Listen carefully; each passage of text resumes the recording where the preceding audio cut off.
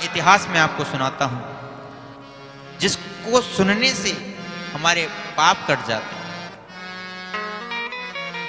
तुंगभद्रा तटे पूर्वम भूतपत्तनमुत्तमम। तुंगभद्रा नदी के तट पर बड़ा सुंदर नगर है। आत्मदेव नामक ब्राह्मण देवता रहते हैं, बड़े विद्वान हैं, कर्मकांडी ब्राह्मण हैं, विद्वान हैं। लेकिन जितने वे विद्वान हैं, जितने वे सुशील हैं, उसके ठीक विपरीत उनकी धर्मपत्नी है। कैसी है धर्मपत्नी?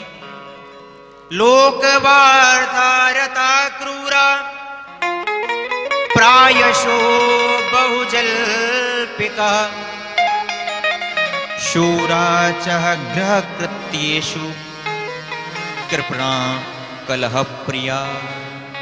कलह प्रिया है, कलेश करने वाली। जब तक वह 2-4 घरों में लड़ नहीं लेती तब तक उसका भोजन नहीं पचता। महाराज सब संपन्न है, लेकिन कमी एक चीज की, पुत्र नहीं है। बड़ा भारी दुख है। एक दिन विचार किया तो घर त्याग दिया, गृह त्याग दिया। गृहम त्यक्त्वा वनम गतः। गृह छोड़कर वन में चले गए। वन में गए, एक वृक्ष के नीचे बैठकर आंसू बहा रहे हैं एकांत में। एक महात्मा वहां से जा रहे थे, तो महात्मा ने देखा कि निश्चित ही प्रभु के लिए रो रहा होगा, भगवत प्राप्ति का मुमुक्षु है, जिज्ञासु है। चलो कुछ इसको उपदेश करूं, चलो कुछ इसको उपदेश करूं तो भगवत इसकी प्राप्ति हो। तो महाराज संत चले गए, आत्मदेव से पूछा, कथम रोदिषि विप्रत्वम काते चिंता बलीयसी वदत्वं सत्वरं मह्यं स्वस्य दुःखस्य कारणम्। संत ने पूछा, भाई क्यों रो रहे हो? कौन सी चिंता आपको सता रही है? शीघ्र हमें बताओ। ब्राह्मण ने देखा कि संत सहानुभूति दिखा रहे हैं, तो चरणों में चिपक गए आत्मदेव जी संत के। कहने लगे, महाराज आपको क्या मैं मन की बात बताऊं? मैं बड़ा परेशान हूं, मेरी कोई संतान नहीं है। संत ने सिर पर हाथ पटका कि अरे मैं तो सोच रहा था ये ईश्वर की प्राप्ति के लिए रो रहा है, लेकिन ये तो पुत्र प्राप्ति के लिए रो रहा है। संत समझाने लगे। क्या समझाया? मुंचा ज्ञानम प्रजारूपम बलिष्ठा कर्मणो गति विवेकम तु समासाद्य त्यज संसार वासनम। महाराज इन बेटी बेटियों के चक्कर में मत पड़ो, संन्यासे सर्वथा सुखम। महाराज बेटी बेटियों के चक्कर में मत पड़ो। बेटा नहीं हुआ कोई नहीं, आप कुछ सालों तक रोगे, और बेटा होकर कुपुत्र हो गया तो जीवन भर रोना होगा। इसलिए त्यज संसार वासनम, संसार की वासनाओं को त्यागो, और इस डोर को जो संसार से बंधी हुई है इसको भगवान के चरणों से बांधो, क्योंकि भगवान के चरण कमल ही हमारे सब दुखों का नाश करने वाले हैं, भव से पार करने वाले हैं। इसलिए आत्मदेव जी बोले, अरे बाबा जी आप क्या जानो, जब आंगन में किलकारियां गूंजती हैं वो क्या सुख होता है। महात्मा जी बोले हमने आपके माथे पर आपकी रेखाएं पढ़ रही हैं, आपके माथे पर स्पष्ट लिखा है। क्या लिखा है? सप्त जन्मावधि तव पुत्रो नैव च नैव च। अरे ब्राह्मण देवता, एक जन्म नहीं, तुम्हारे 7 जन्मों में तुम्हारे कोई संतान नहीं होगी, तुम्हें पुत्र प्राप्ति नहीं होगी। अब तो रोने लगे आत्मदेव जी कि महाराज अभी तो मैं इसी जन्म की मुझे चिंता थी, आपने 7 जन्म का टेंशन और दे दिया। अब तो आप मुझे आशीर्वाद दीजिए, नहीं तो मैं यहीं पर प्राण त्याग दूंगा और आपको ब्रह्म हत्या का पाप लगेगा। महात्मा जी सोचने लगे, कहाँ मैं चक्कर में पड़ गया, अच्छा खासा मैं जा रहा था, कहाँ इसके चक्कर में पड़ गया। महाराज महात्मा जी ने एक भगवान का नाम लेकर अपने झोले में से एक फल निकाला और उस ब्राह्मण के हाथ में थमा दिया। इदं भक्ष्य पत्न्या त्वं तव पुत्रो भविष्यति। यदि ये फल तुम्हारी पत्नी खाए तो उसके जरूर पुत्र होगा। कुछ नियम बता दिए। आत्मदेव जी घर गए, अपनी पत्नी को फल दे दिया। अपनी घर पर गए, पत्नी को फल दिया। कह रही देवी आज मैं बड़ा प्रसन्न हूं। तो धुंधली देवी को लगा जरूर यह है आज कुछ यजमान के यहां से कुछ बढ़िया माल पानी लेकर आए, इसलिए मुझे इतनी तेज से आवाज दे रहे हैं। वहां जाकर देखा तो आत्मदेव जी के हाथ में एक फल दिया। देवी की ये मुझे एक महात्मा ने दिया है, इसको खाओ और तुम्हारे संतान हो जाएगी। अब क्या करे, फल लेकर हाथ में बैठी है। तो बोली ठीक है मैं अभी स्नान ध्यान करके खा लूंगी, आप जाइए। अब तो आत्मदेव जी सबको बताने लगे अरे अब हमारे यहाँ भी 9 महीने बाद किलकारियां गूंजेंगी। धुंधली देवी फल लेकर बैठी हुई, इतने में पड़ोसन आ गई। बोली क्या बताऊं, ये पता नहीं कहां से फल ले आए हैं, बाबा वैरागियों के चक्कर में पड़ गए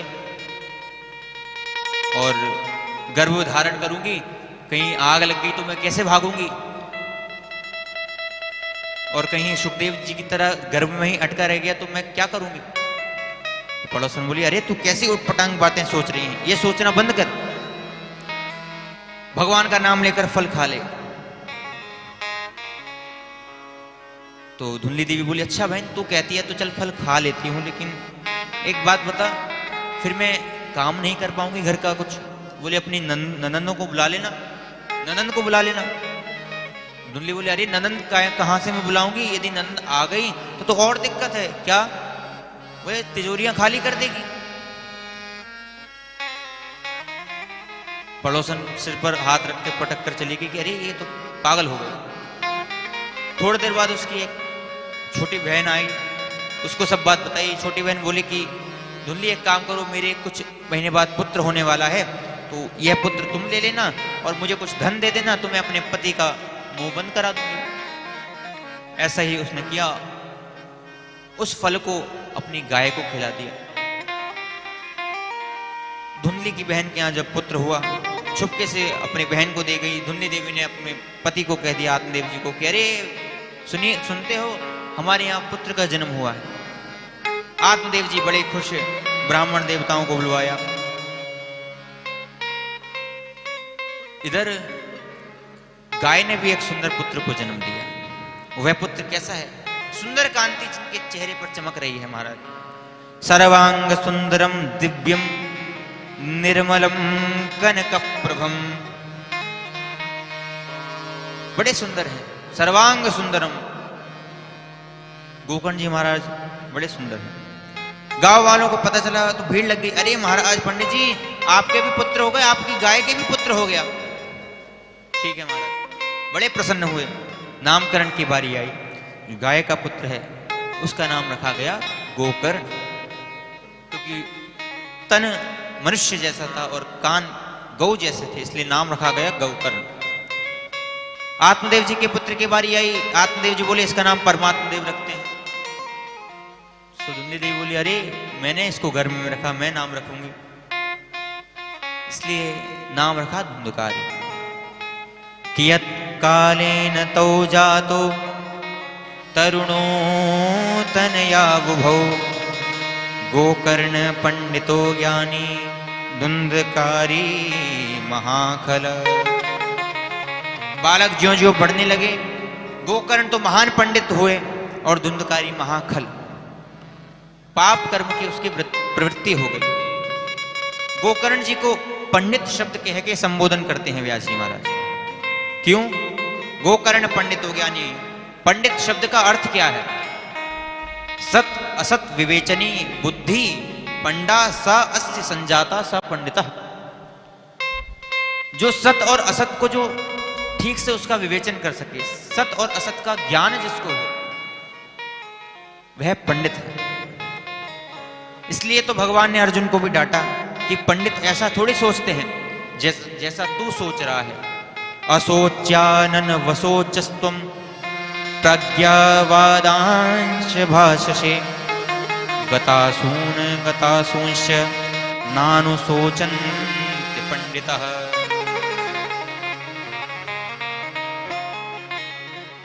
अब तो महाराज धुंधकारी महाखल हुआ। गोकर्ण जी महान पंडित हुए। गोकर्ण जी को तो सत्संग में जाने लगे, लेकिन धुंधकारी तो घर का जितना धन था सब बर्बाद कर दिया उसने। एक दिन घर के बर्तन उठाकर बेच डाले उसने। अब तो पंडित जी सिर पकड़कर रोने लगे महाराज। क्व तिष्ठामि क्व गच्छामि, मैं कहां जाऊं कहां बैठूं। अच्छा, सिर पकड़कर रो रहे हैं। पहले पुत्र नहीं था इसलिए रो रहे हैं, अब इसलिए रो रहे हैं कि वो पुत्र है। कहीं जाकर मर जाऊं क्या। पहले पुत्र नहीं था इसलिए मर रहे थे, अब पुत्र है इसलिए मर रहे हैं। इतने में गोकर्ण जी आते हैं। गोकर्ण जी की दृष्टि पिताजी पर पड़ गई। पिताजी की मन स्थिति को समझकर एकांत में बिठाया और समझाने लगे कि पिताजी, ये जो संसार दिखाई पड़ रहा है ये सब सच नहीं है। चक्रवर्ती सम्राट भी जो है वह भी बड़ा चिंतित रहता है, बड़ा परेशान है। न चेन्द्रस्य सुखम किंचन न सुखम चक्रवर्तिनः सुखम अस्ति विरक्तस्य मुनेरैकांत जीविनः। चक्रवर्ती सम्राट भी सुखी नहीं है। इसलिए पिताजी, संसार में सभी दुखी हैं। संसार दुख रूप है, दुखालयम अशाश्वतम। समझाने लगी अपने पिताजी को। देहेस्तिमा सरुधिरे भेमतिम त्यजत्वं देहेस्तिमा सरुधिरे भेमतिम त्यजत्वं देहेस्तिमा सरुधिरे अभिमतिम त्यजत्वं जाया सुता दिशु सदा ममतां विमुञ्च पश्यानिशं जगदिदं क्षणभङ्गनिष्ठं वैराग्यरागरसिको भवभक्तिनिष्ठ वैराग्यरागरसिको भवभक्तिनिष्ठ। गोकर्ण जी कहते हैं, पिताजी ध्यान से सुनिए। जीव को संसार में बांधने के लिए दो रस्तियां हैं। देहेस्तिमा सरुधिरे अभिमतिम त्यजत्वम जाया सुता दिशो सदा ममताम विमुञ्च। दो रस्सियां हैं जो मनुष्य को संसार में बांधती हैं। कौन कौन सी? एक है अहमता, एक है ममता। अहमता अर्थात देह आदि में अहम बुद्धि रखना, यह अहमता है। अच्छा, जो देह आदि में अहमता बुद्धि रखता है वह मूर्ख है। उद्धव जी ने भगवान से पूछा कि भगवान सबसे बड़ा मूर्ख कौन है? भगवान कहते हैं जो देह आदि में अहम बुद्धि रखता है वह सबसे बड़ा मूर्ख है। मूर्खो देहाद्यम बुद्धि, जो देह आदि में अहम बुद्धि रखता है वह मूर्ख है। और दूसरी रस्सी है ममता की। यह पुत्र हमारा, यह पति हमारे, ये पिता हमारे, ये माता हमारे, ये परिवार हमारा, ये घर हमारा, यह ममता है। इस संसार में दो रस्सियां ही हमको बांधती हैं। इसलिए पिताजी इस संसार को त्याग कर और वन में जाकर भजन करें। पिताजी को सब समझाया, सुंदर उपदेश दिए गोकर्ण जी महाराज ने। आत्मदेव जी के मन में वैराग्य हो गया और गृह त्याग करके वन में चले गए। भागवत जी की 10वें स्कंद का पाठ करके बैकुंठ को गए। जब आत्मदेव जी गृह त्याग करके गए तो उनकी उम्र थी 60 वर्ष की। एवं सुतोक्ति वशतोपि गृहं विहाय यातो वनम स्थिर मतिर गत 60 वर्ष। 60 वर्ष की उम्र थी उनकी जब गृह त्याग करके गए। 10वें स्कंद का पाठ करके भगवान को प्राप्त किया। इधर धुंधली अकेली माता को भी मारने लगा धुंधकारी। धुंधली भी कूपे पातः कुतो रात्रो तेन सा निधनम गता। धुंधली देवी का भी निधन हो गया। अब तो महाराज बड़ा स्वतंत्र हो गया धुंधकारी। गोकर्ण जी महाराज भी तीर्थ यात्रा पर निकल गए। 5 वेश्याओं को धुंधकारी घर पर लाकर रखता है। 5 वेश्याओं का अर्थ क्या है? शब्द, रूप, रस, स्पर्श, गंध। ये जीव की 5 वेश्याएं जो जीव को बांधती हैं। धुंधकारी 5 वेश्याओं को घर में ले आया, चोरी करने लगा। उन वेश्याओं ने ही मार डाला धुंधकारी और प्रेत आत्मा बनकर उसी घर में भटकने लगा। गोकर्ण जी को पता लगा। गोकर्ण जी ने श्राद्ध आदि सब किया। गोकर्ण जी महाराज जब वापस अपने घर को आए, रात्रि काल में आए, सोचा कि मैं क्या नगरवासियों को जगाऊं, प्रातः होने पर सबसे मिल लूंगा। गोकर्ण जी महाराज अपने घर में जाकर और भगवान का ध्यान करने लगे। जब मनुष्य सोता है, जब मानव सोते हैं ना, हम लोग आम आदमी जब सोता है, तब महापुरुष भगवान का भजन करते हैं, क्योंकि लाइन बिल्कुल खाली होती है परमात्मा की। परमात्मा वाली जो लाइन है ना, बिल्कुल खाली होती है, ना कोई आदि व्याधि कुछ नहीं। रात्रि काल में महापुरुष जन भगवान का ध्यान करते हैं। या निशा सर्वभूतानां तस्याम जागृति संयमी। इतने में गोकर्ण जी महाराज को कुछ हाथी बैल आदि कुछ दिखने लगे। गोकर्ण जी महाराज ने हाथ में जल लिया, अभिमंत्रित करके जल का छींटा लगाया और प्रेत आत्मा कहने लगी, अहम भ्राता त्वदीयोस्मि धुंधकारी नामतः स्वकीयेनेव दोषेण ब्रह्मत्वं नाशितं मया। धुंधकारी बोले, भैया मैं आपका भाई हूं धुंधकारी। गोकर्ण जी बोले, मैंने तो तुम्हारा श्राद्ध कर दिया था, मुझे तुम्हारी मृत्यु का समाचार मिला, मैंने श्राद्ध कर दिया था। तो धुंधकारी बोला, गया श्राद्ध सतेनापि मुक्तिर्मेन भविष्यति। कि भाई भैया गया श्राद्ध में, गया में आप मेरे 100 श्राद्ध कर दीजिए, फिर भी मेरी मुक्ति नहीं होगी। क्या गया श्राद्ध की महिमा कम हो गई क्या? बड़ी विचारणीय बात है, ध्यान दीजिएगा। गरुड़ पुराण आदि में गया श्राद्ध की बड़ी महिमा गाई है कि गया में जिसका एक बार श्राद्ध हो जाए वह तक्षण मुक्त हो जाता है। तो महाराज धुंधकारी मुक्त क्यों नहीं हुआ, एक प्रश्न यह भी उठता है। तो महाजन संत जन बताते हैं कि गोकर्ण जी महाराज धुंधकारी को अपना भाई समझते थे कि यह धुंधली का पुत्र है, लेकिन असल में धुंधकारी धुंधली का बेटा नहीं, धुंधली की बहन का बेटा था। इसलिए जब गोकर्ण जी महाराज संकल्प में गोत्र नाम आदि लेते तो आत्मदेव जी का ये गोत्र, आत्मदेव जी का नाम ले लेते थे, धुंधकारी का नाम ले लिया, लेकिन गोत्र गलत ले रहे थे। इसलिए संकल्प में गोत्र सही बोलना चाहिए। लोगों को गोत्र नहीं पता अपना,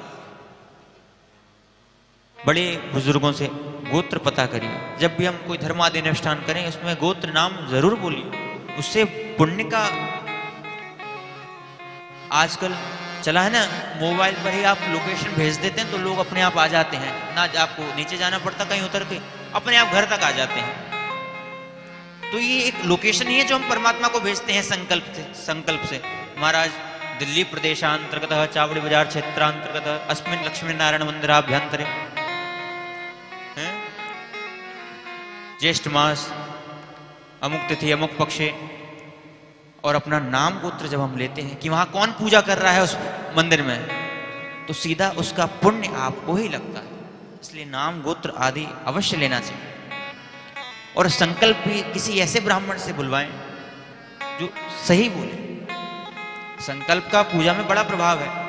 आप बाकी की पूजा जो षोडश उपचार आप कैसे भी कर लीजिए, पहले दूध चढ़ा दीजिए, पहले वस्त्र पहना दीजिए, कोई दिक्कत नहीं, लेकिन संकल्प का बड़ा ध्यान रखना चाहिए। गोकर्ण जी महाराज कहते हैं कि तो क्या किया जाए? तो बोले, भैया आपके जैसा तेजस्वी भाई जिसका हो उसके लिए आप कुछ करिए। गोकर्ण जी ने कहा कि हम प्रातः होकर कुछ उपाय करेंगे। सूर्य भगवान से प्रार्थना की। सूर्य भगवान ने दिव्य वाणी में गोकर्ण जी से कहा, श्रीमद् भागवतम मुक्ति सप्ताहम वाचनम कुरु, कि श्रीमद् भागवत से ही इसकी मुक्ति होगी। महाराज गोकर्ण जी ने आषाढ़ मास में दिव्य भव्य और भागवत कथा का आयोजन किया। लोगों को पता चला तो सब दौड़े दौड़े चले पड़े। वैष्णवम ब्राह्मणम मुख्यम श्रोतारम परे कल्प्यस, वैष्णव जन आने लगे। उस समय धुंधकारी भी एक 7 गांठ के बांस में जाकर बैठ गया। गोकर्ण जी महाराज व्यासपीठ पर विराजमान है, कथा सुनाने लगे। दिव्य आषाढ़ मास में यह कथा गाई गई। अच्छा, बांस में हवा का प्रकोप नहीं होता, वायु नहीं जा सकती बांस में, इसलिए धुंधकारी बांस में विराजमान है। पहले दिन की कथा विराम हुई, पहली ग्रंथि फट गई। दूसरे दिन की कथा विराम हुई, दूसरी ग्रंथि चटकी। ऐसे करते करते करते करते भागवत कथा जब सप्तम दिवस की जैसे ही विराम हुई, सो महाराज धुंधकारी की जो बांस में बैठा था उसकी सप्त ग्रंथियां फट गईं और धुंधकारी एक दिव्य रूप में प्रकट हो गया। बोले बंसी वारे की। दिव्य रूप धरो जातस तुलसी दाम मंडितः। कैसा प्रकट हुआ धुंधकारी? पीतवासो घनश्यामो मुकुटी कुंडलान्वितः। महाराज पीत वस्त्र धारण हुए घनश्याम की तरह भगवान का ही रूप हो गया धुंधकारी। धुंधकारी भगवान की कथा की, भागवत कथा की महिमा गाने लगा। क्या गाता है महिमा? धन्या भागवती वार्ता प्रेत पीड़ा निवासिनी। धन्य भागवती वार्ता प्रेत पीड़ा विनाशिनी। सप्ताहोऽपि तथा धन्य कृष्ण लोक फल प्रद। सप्ताहोऽपि यथा धन्य कृष्ण लोक फल प्रद। धन्या भागवती वार्ता प्रेत पीड़ा विनाशिनी। सप्ताहोऽपि तथा धन्य कृष्ण लोक फल प्रद। सप्ताहोऽपि तथा धन्य कृष्ण लोक फल प्रद। धन्या भागवती वार्ता प्रेत पीड़ा निवासिनी। धन्या भागवती वार्ता प्रेत पीड़ा विनाशिनी। भागवत की महिमा गाने लगा। दिव्य लोक से विमान आने लगे धुंधकारी के लिए। जैसे ही धुंधकारी विमान में चढ़ा भगवान के धाम को जाने के लिए, गोकर्ण जी ने भगवान के पार्षदों से पूछा, क्यों भाई, कथा तो सबने सुनी, तो अकेली धुंधकारी की मुक्ति कैसे? भगवत पार्षद बोले कि जिस हृदय, जिस भाव से, जिस श्रद्धा से धुंधकारी ने कथा सुनी, वैसी कथा किसी ने नहीं सुनी। महाराज जो श्रोता समुदाय था, बड़ा मन में ग्लानि हुई सभी के। धुंधकारी की मुक्ति हो गई। गोकर्ण जी ने फिर से दोबारा श्रावण मास में दोबारा आयोजन कर दिया। महाराज जब श्रावण मास में दोबारा आयोजन किया कथा का, अब सब श्रोता समझ गए कि अब हम कोई गलती नहीं करेंगे। सबने सच्चे हृदय से भगवान की कथा सुनी। भगवान की कथा सुनी। सप्तम दिवस की कथा जैसे ही विराम हुई, सप्तम दिवस की कथा विराम होते ही आकाश मंडल से अनेकानेक विमान आने लगे और सारा श्रोता समुदाय भगवान के दिव्य धाम को गया। अंत में भगवान ने स्वयं गोकर्ण जी को विमान में चढ़ाकर और गोकर्ण जी को भी अपने साथ ले गए। जिस प्रकार से जैसे श्री राघवेंद्र प्रभु के साथ समस्त अवधपुरी वासियों अपने परम धाम को प्रस्थान किए थे, ऐसे ही आज गोकर्ण जी के साथ समस्त श्रोता समुदाय परम पद को प्राप्त हुआ। अयोध्यावासिनः पूर्वं यथा रामेण संगता तथा कृष्णेन ते नीता गोलोकं योगी दुर्लभम्